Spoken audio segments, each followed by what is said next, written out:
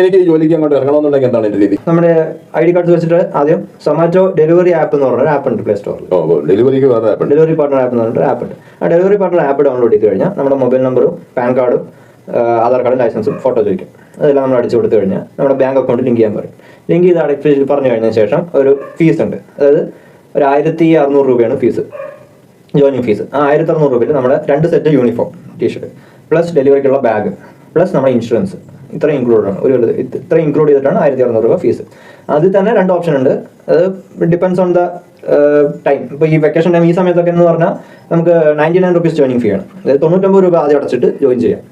ബാക്കി 1500 രൂപ നമ്മുടെ വീക്കിലി ഏർണിങ്സിന് 4 ഗഡുവായിട്ട് പിടിക്കും.